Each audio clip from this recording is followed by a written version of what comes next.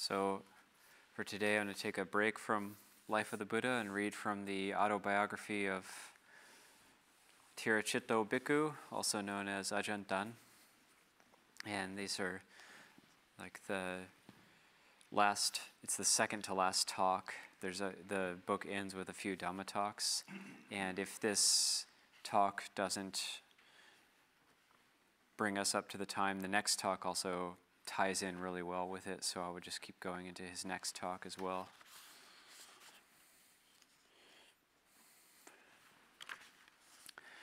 This talk is called This is the Path. It's given on May 18th, 2004.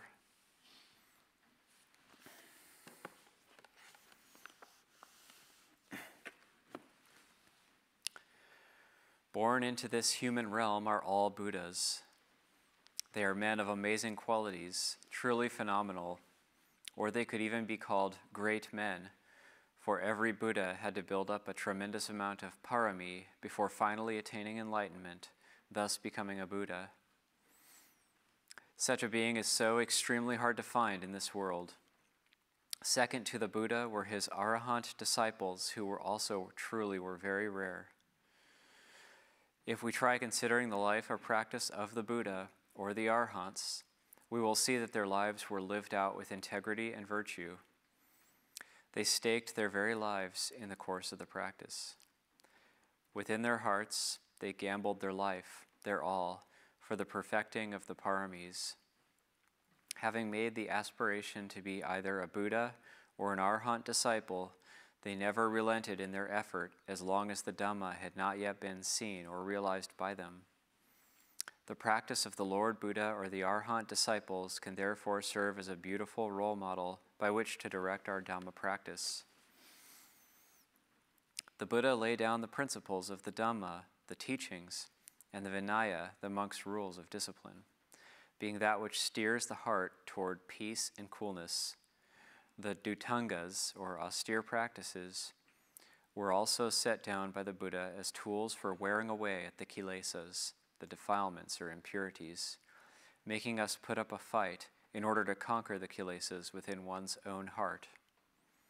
We must persevere and endure everything, such as the heat and the cold, for our esteemed teachers from Tanajan Man down through to the present day all had to endure and go against everything. They developed their practice in the solitude of the forests and mountains, or in the silence of caves. They made every effort to seclude themselves by seeking out suitable places to develop and cultivate their minds, citta bhavana, so as to do battle with the kilesas of greed, aversion, and delusion that existed within their hearts until subduing them, bringing their presence to an end.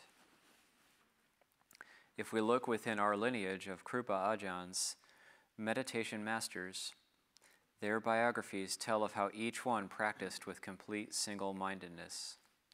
They sacrificed everything so as to know and see the Dhamma, being one with the Dhamma. We should recollect the Lord Buddha and his Arahant disciples, or the Krupa Ajahns, as our ideal, recalling how they applied their minds, hence realizing the Dhamma. Therefore, always resolve that if we haven't brought an end to the defilements within the heart, we will not ease off in our effort of practicing sila, samadhi, and panya, virtue, concentration, and wisdom, for the burning up of the heart's impurities. One must excuse me.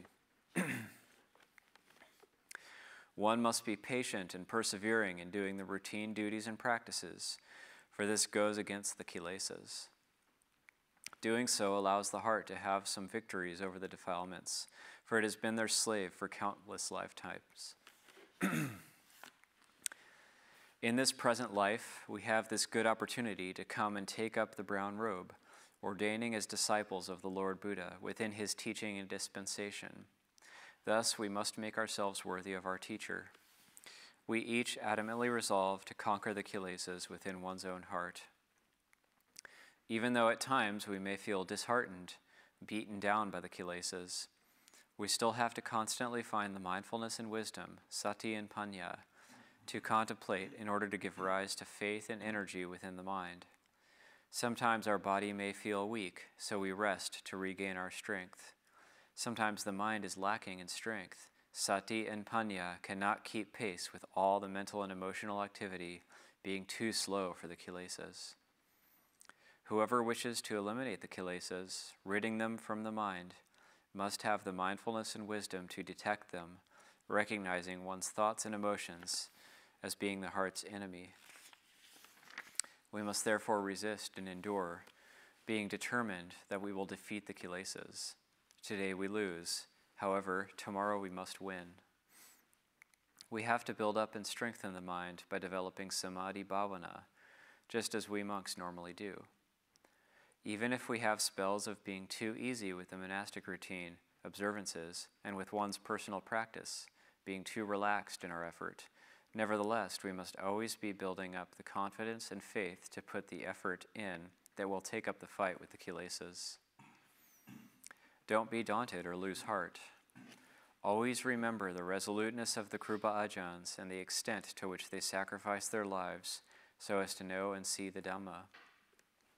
In practicing the Dhamma, we can't be forever lax, slack in our effort. It may be so only during some periods when the heart is unable to fight with the kilesas. However, when there is a chance, an opportunity to get the better of the kilesas, we must bring mindfulness and wisdom to do battle with them. We must train the mind, making sati and samadhi arise, so that panya can contemplate to see the true nature of the defilements that are within one's heart. Ajahn Chah would always say that in practicing the Dhamma, there isn't anything much at all. There is only the contemplation and investigation of this very body to see that it is impermanent and without self, together with the contemplation of the citta, contemplating the emotions and thoughts within the mind, to see the impermanence and selflessness of this mind that we cling and attach to, along with everything within it. There are only these two topics to be investigated, the body and the mind. To narrow this down even further, we contemplate the mind only, for this is where greed, aversion, and delusion are born, thus being the very place where they must be destroyed or abandoned. To contemplate something as subtle as the mind, however, we must first start by contemplating something that's more gross, such as the physical body, because the mind is forever clinging to the body as being oneself, one's own.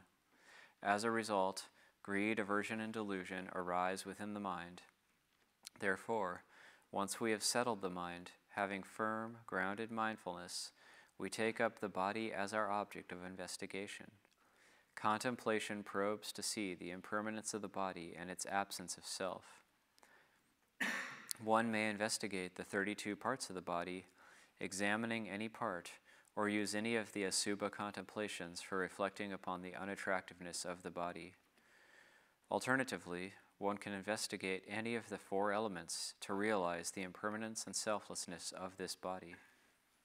Anicca, dukkha, anatta, impermanence, unsatisfactoriness, and not self are its true nature. We always have sati panya contemplating to make the mind see this more clearly. Once seen, even if only briefly, the mind will temporarily put down its attachment toward the physical body, and the mind will enter and rest in samadhi, concentration. Once the mind withdraws from this peaceful state, it will have the strength and energy to further contemplate the emotions within the heart. When outside of formal meditation, regardless of whether one is standing, walking, sitting, lying down, or doing some other activity, we have sati observing the mind and its emotions, knowing whatever arises within the mind. When mindfulness perceives emotions, be it greed or aversion, satisfaction or dissatisfaction, then panya takes up the task of investigating to see the impermanence and selflessness of that emotion, always using skillful ways and means to abandon the emotions, which are kilesas, from the mind. The mind will, at that time, be empty and free of emotions. When panya sees the impermanence of emotions and that they are anatta, without any entity that could be called oneself, the mind will have a foundation of sati and samadhi firmly established here in the present moment, even if only temporarily.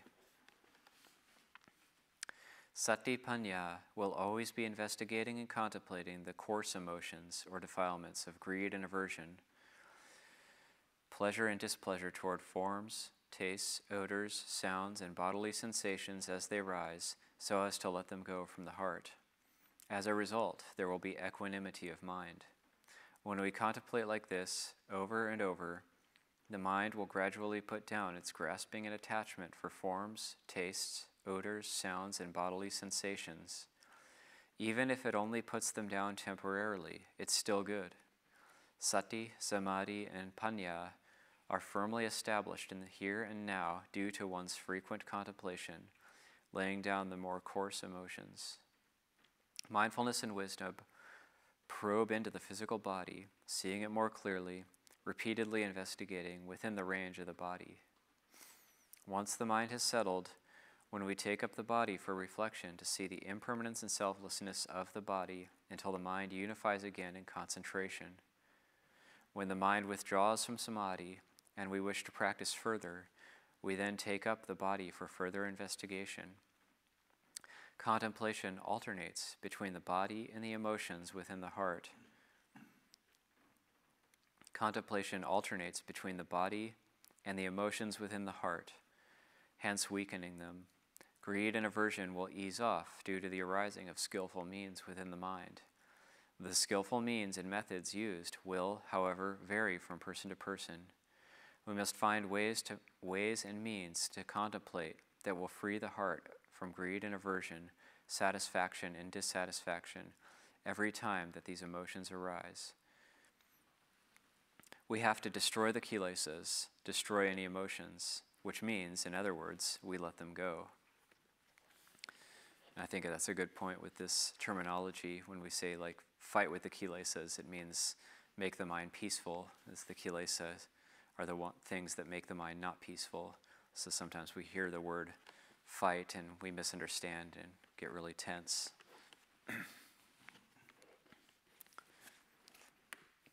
Practice like this in each and every moment that kilesas arise. If there are no defilements present and the mind is free of emotions, then bring up the body for investigation until seeing each part clearly. For example, head hair is clearly seen as something that is inherently dirty, so the mind lets go of any attachment toward it. As for skin, we reflect upon it so as to remove or let go of any doubts about its true nature. Teeth and bones are investigated by satipanya, they too being let go of, once clearly seen and understood. What has been let go falls away. If any doubts still remain regarding the body, then mindfulness and wisdom must further investigate on a more refined level, requiring the breaking down of the body into elements of earth, water, air, and fire, or taking the contemplation further on into the body's innate emptiness. When the mind sees the unattractiveness of the body and that it's composed merely of elements, it will gather in samadhi. The heart will be free of attachment and clinging toward the body, even if only temporarily. It becomes apparent to the heart that this is the path, the way leading to the realization of the Dhamma, for it enables one to let go of all attachment and clinging from one's heart. Therefore, when sila, samadhi, and panya coalesce into a single force, there will be the seeing of one's own body as being impermanent and without self. One will also start to see that all material objects are inconstant. Having come into existence, they must, as a consequence, break apart. The mind gives up attachment to its conventional view of reality. Dhamma of the first level thus arises. The kilesas are being cleansed away, little by little. One constantly contemplates the body and the emotions of one's mind until the body is truly understood. If one's own body and those of others are truly seen as merely being elements complying with nature, then the heart will completely let go, putting down its attachment for one's own body, the bodies of others, and for all forms and materiality by recognizing that they are just elements according to nature. Everything in this world, whether it be the lives of humans, other sentient beings, or material objects, all will be viewed objectively with equanimity. That is to say, the mind looks upon them as being mere elements in compliance with nature. all broken up and scattered in pieces. Regardless of whether it is one's own body, those of others, or all other material objects, all without exception come into being, exist, then break apart, being merely elements of earth, water, air, and fire. Within the heart, it is seen vividly in its entirety. The heart lets go. In seeing, it just sees. In hearing, it just hears. Greed and aversion cease. Delusion toward the body ceases. Lust and sensual pleasure have come to a final end. This is the first stage in giving up upadana, attachment and clinging toward the body. Throughout the day and night, the mind has only peace and tranquility. No longer remaining is the suffering that arises from greed. Gone is the suffering that stems from aversion. Sensual desire causes suffering no more because it's finished, exhausted. Such a mind is free, free from attachment to one's own body. The bodies of others and all material, it's free of attachment to one's own body, the bodies of others, and all material forms. In the heart there is peace, happiness, and tranquility, owing to the absence of any dukkha that would normally arise due to one's attachment to the physical body and material objects. The mind is now free from the human realm, the deva worlds, or from lower Brahma worlds. The mind will never appear in these realms again, for there is no longer any home for it to take birth into. There is a more refined type of becoming, or wishing for existence, still remaining in the heart, that of the citta, deludedly clinging to the more subtle activities of the mind, they being Vedana, Sanya, Sankhara, and Vijnana. All these are just conventional names for the mind's activities. Sati and Samadhi are now automatic, being firmly grounded in the present moment. Even so, there are kilesas still present within the mind, due to the citta grasping at whatever is present in the mind as being the mind itself. Thus, it is stuck, deluded in the present moment, due to the mindfulness and wisdom not yet being refined enough to perceive the kilesas. Even though one has put down all thoughts and emotions regarding the past and future, the mind, however, is fooled by the present moment, clinging to it as being the mind. Sometimes kilesas, the villain, can't be detected because the mind is so calm and tranquil. Any sign of dukkha or discontent, albeit minute, rarely manifests due to its subtlety. Satipanya must again analyze and probe even further into the delicate workings of the citta. And so Ajahn Dtun, in his autobiography, he talks a lot about this, trying to get to the final breakthrough of Dhamma and these subtle obstacles of brightness and the very strong knowing and the subtlety of the kilesas, the final stages of the practice. So it's I find it very interesting to hear about it.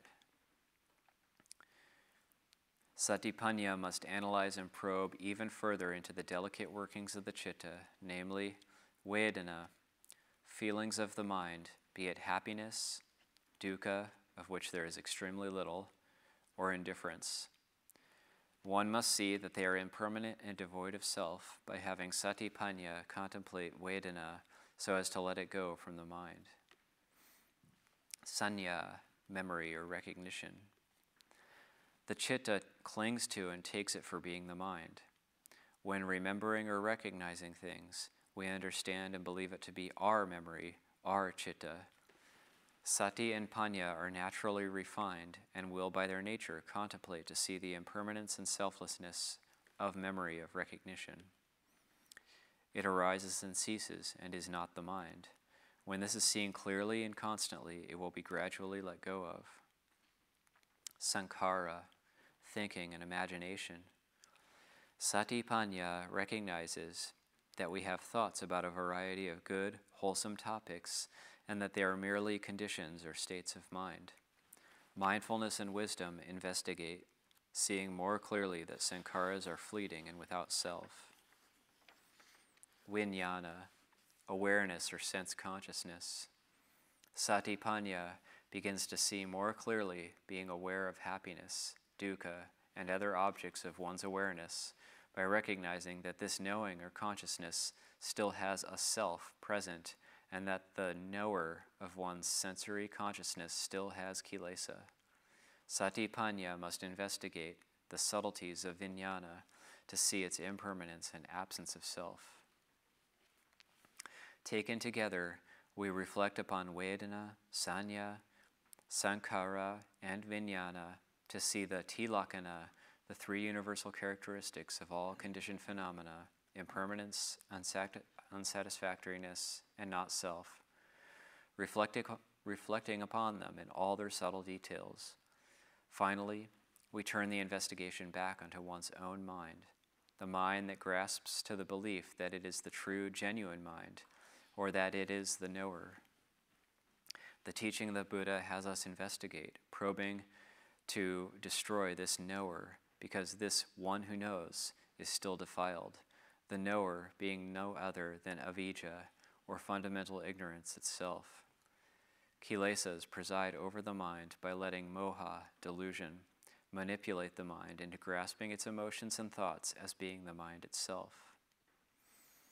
The Buddha therefore taught us to come back to having mindfulness and wisdom, reflecting to see the impermanence and non-existence of self in everything, removing from the heart that which we deludedly hold and cling to, namely the emotions, thoughts, and conceptualizations which the mind mistakes for being the mind itself. Satipanya reverts to investigating and probing into this delusion by seeing its impermanence and absence of self until destroying it, giving it up so that pure knowing can arise. All the Kruba Ajahns, the forest meditation masters, conducted themselves and practiced for the purification of this very heart. The Dhamma practitioner, as a consequence, must work at the practice until attachment toward the physical body has been put down, along with attachment toward the emotions and thoughts within the mind, until there is no holding or clinging to anything at all. Even though these matters are subtle, being beyond speculation or guesswork, we all should try to have an adequate enough understanding of the way or direction of practice.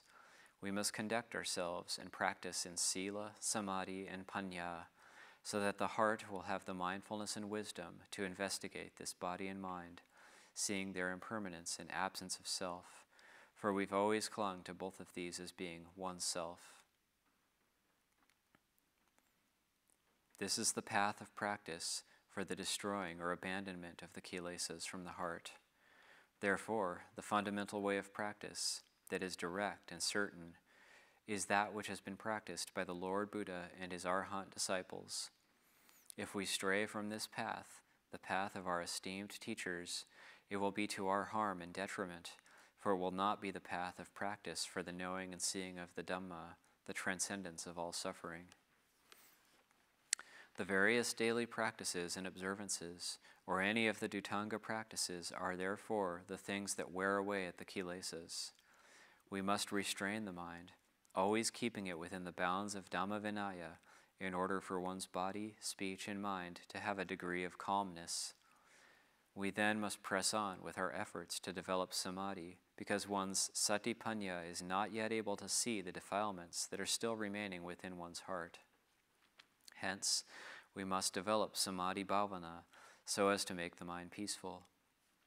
As peacefulness arises within the mind, sati will perceive the mind's emotions, seeing the kilesa that manifest within the heart.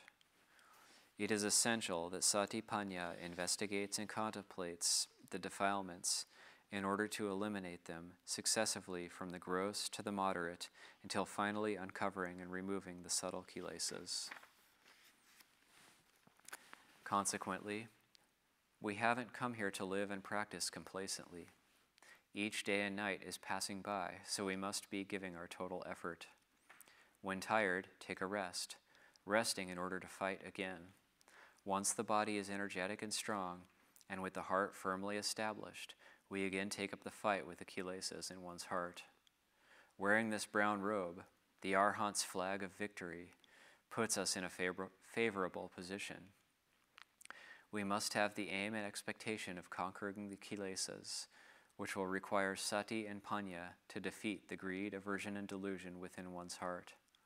As long as we still have breath, mindfulness, and wisdom, we will never give up trying to conquer the kilesas. Today we may be discouraged, so we have to contemplate, searching for ways to give rise to the confidence and effort that can one day defeat the kilesas. Take the practice of the Lord Buddha and the Arahant Disciples, for example. They gave up everything.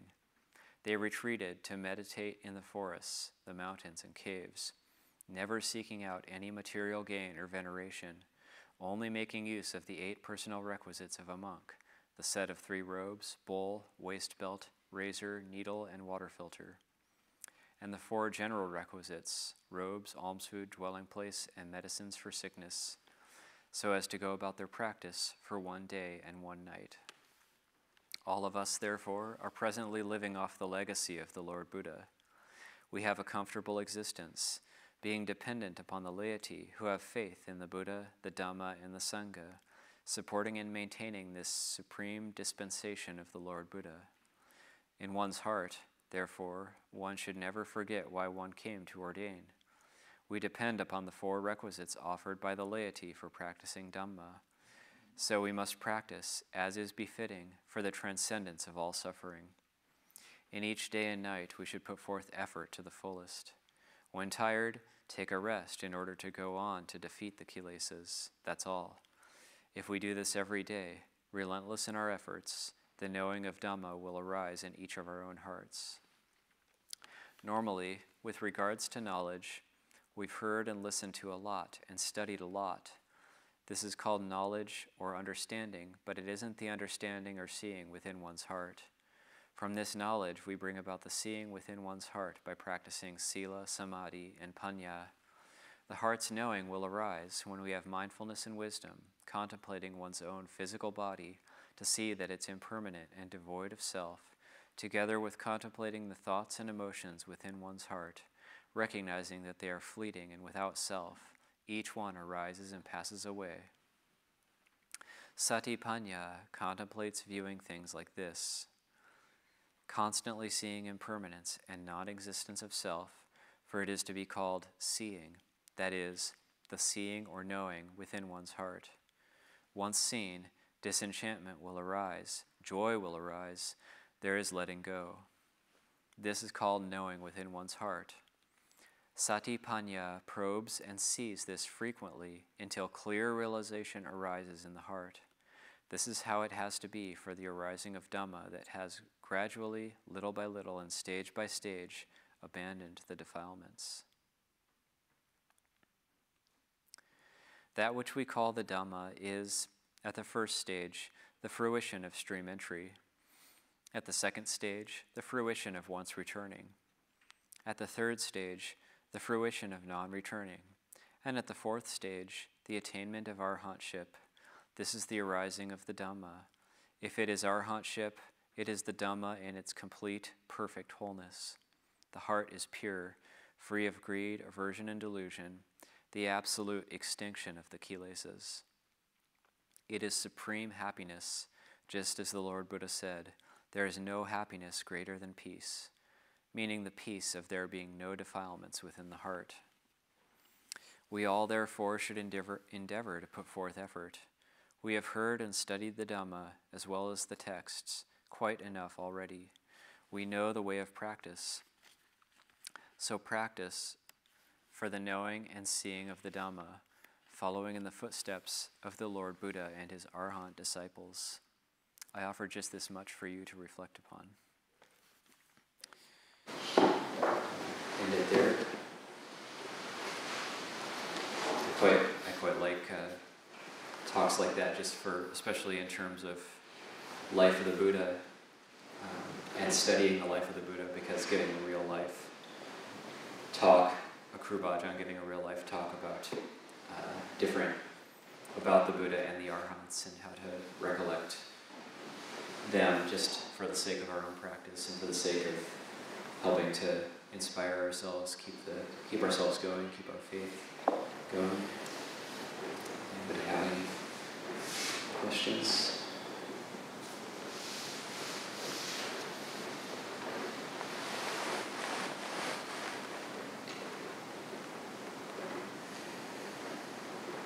Well, of the Thai forest Kruba Ajahns recommend contemplating the body and really focusing on that, at least before one attains stream entry. I was wondering if Longpor had any thoughts about contemplating the other 5 aggregates early on in the practice and what the benefit of that is. Well, I think how do you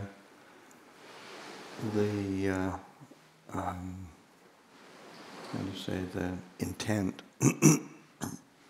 is to contemplate something that is actually tangible and get a good grasp and understanding of that before one moves into the intangible and kind of the slippery.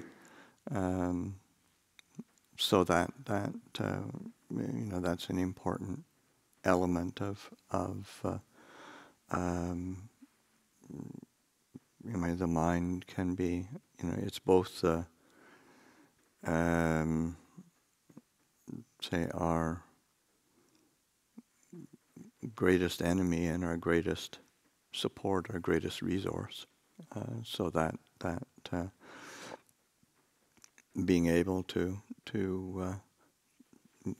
have a clear sense of that these are of the same nature, and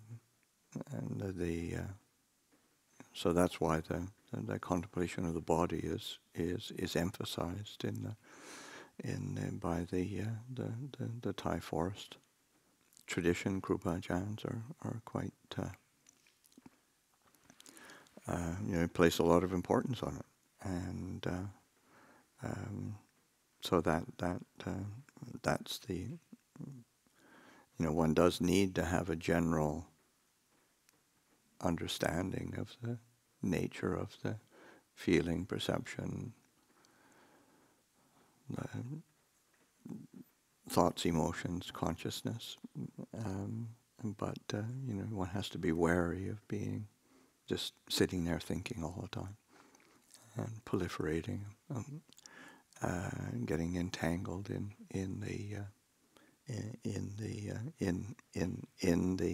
the mind and the identification with it as being me. The body is fairly easy to recognize. Okay, this is just a body, but me, is so bound up with the thoughts, emotions, feelings, and so it's just helpful to get that recognition of the pervasive nature of anicca, dukkha, anatta.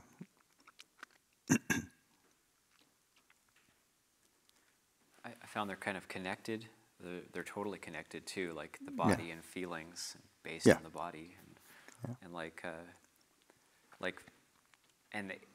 for me, the feeling can come into the contemplation of the body by contemplating the body, and then looking at the feeling of not wanting it to be that way, like not wanting it to be a subha. So I'll contemplate a subha, or after, this came up strongly for me after Ajahn Krutadamo's subha presentation.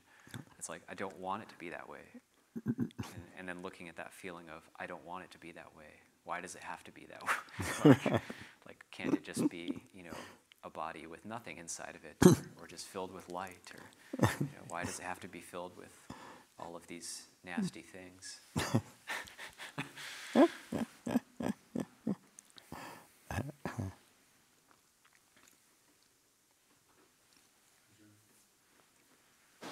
When curveballs come to practice, as you go from course to sort of refined in the kilesas, can you talk a little bit? One thought was give a talk about toolkit and something that I use as a real reference. But as those curveballs come, what are some of the more subtle tools that we can add to that toolkit to see those curveballs coming? Sometimes we can sit in them and not understand until after the fact. Any thoughts? Suffering. mean, that's your greatest sort of how do you say, tool or that which helps one get a handle on the different elements of whether it's physical or mental or emotional or conjectural or whatever. It's that attuning to excuse me, to dukkha and the either kind of dissatisfaction or the sense of dis-ease or discontent or sense of restless sort of things, quality that comes up of as the mind is is floundering in some way. So then it's being able to and that's where it's helpful to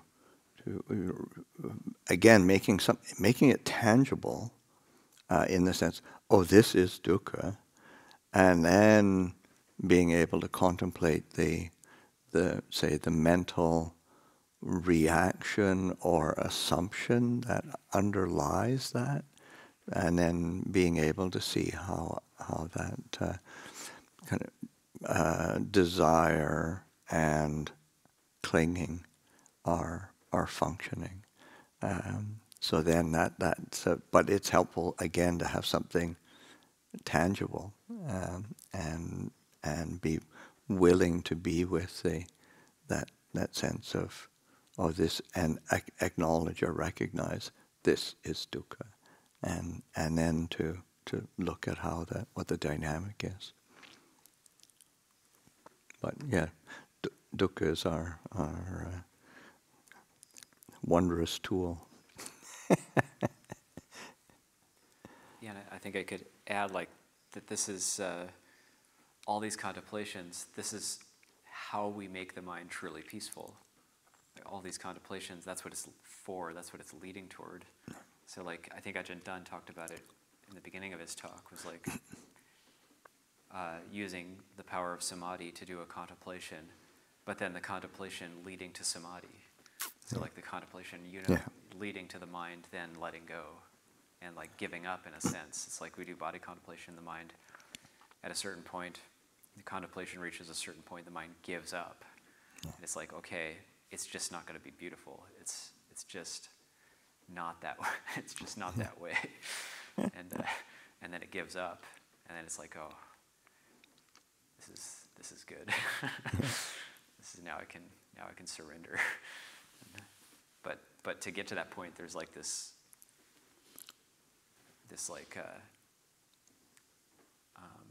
what would you say, there's that you're doing the contemplation, but you're not there yet, and it's unpleasant, and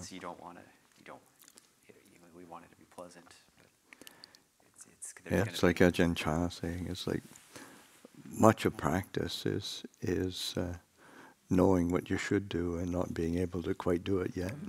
Knowing you have to let go and not being able to. Yeah.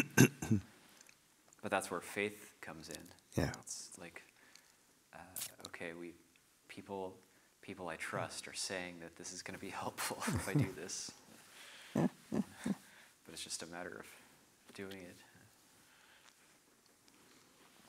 Have a question about it. Approaching practice means either Ajahn Ñāṇiko or invokes. Just because the fiery nature, say, of that talk, Ajahn Dtun's talk, and you get the strong messages, Ajahn Buddha, the warrior, sort of the warrior approach. And when I hear that, I get quite enthused and I feel very inspired. Sometimes a little overwhelmed with Ajahn Ñāṇiko, but I can still use it, for kind of that, giving me some energy and inspiration. And I've also, I've known some very wonderful monks, and even some very senior monks, who have pushed along that model, due to Western ones, pushed along that model for many, many years, and then end up, self-judging, feeling frustrated. I can't meet the mark, I can't do it. I practice all this time, it doesn't happen. I'm not meeting the Ajahn expectations, that I don't have what it takes to do this practice, and disrobe. So I'm just curious as to, when talking, say, with people like that who are feeling discouraged because they can't meet the mark, how to help people who are feeling that, how to help them hold that. Like, I won't be able to do this, I'm not strong enough, why bother? Well, I think one of the things is recognizing that something that is on a page is very different than the person who is giving the instruction, and what is on the page and is recorded is quite impersonal and actually rather disconnected.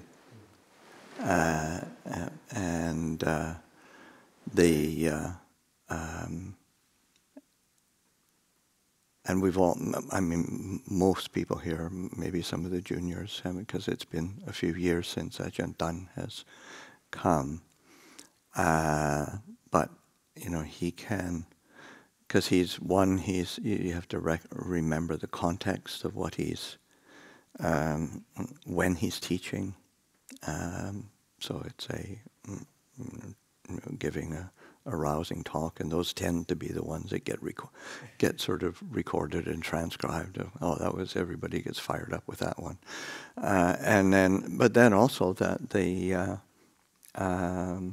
his actual personal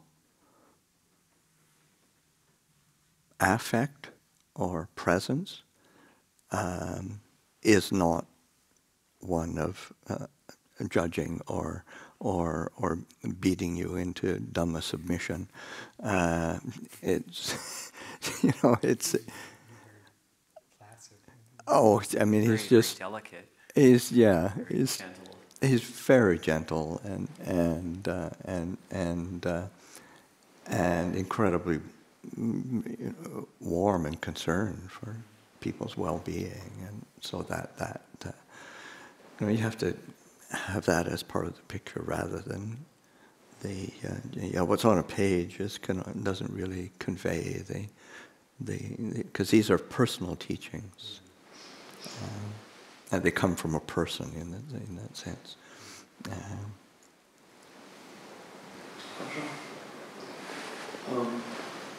Would you say it's good to give yourself a break sometimes? Because sometimes going against the stream kind of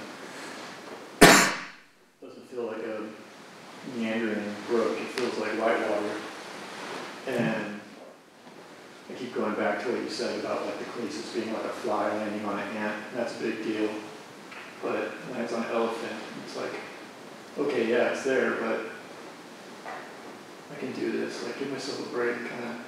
Yeah, you can, in terms of giving yourself a break, it's like giving yourself a break, but still within the bounds of Dhamma Vinaya. So there's that basic bare minimum. That's one of the blessings of, he mentioned that in his talk too, not wandering outside of Dhamma Vinaya.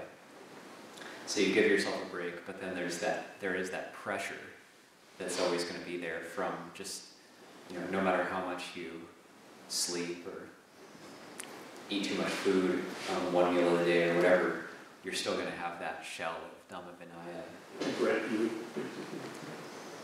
Right view as well, but also we can't wander outside of the precepts, for example. So that does actually put some pressure on us, and in a sense forces us to practice even if we want to take a rest or not focus on our mind for a little while.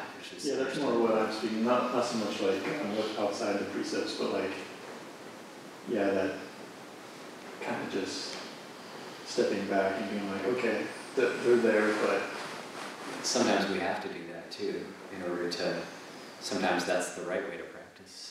Sometimes it's like Ajahn Chah saying, like, he didn't get peaceful when he first started meditating because he was trying so hard, and then when he stopped meditating, his mind got peaceful.